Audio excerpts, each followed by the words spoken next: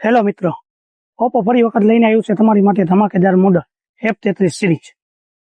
F33 સિરીઝના ફીચર્સની વાત કરું તો તેમાં મળશે મેટ શાઇન પ્રીમિયમ ડિઝાઇન.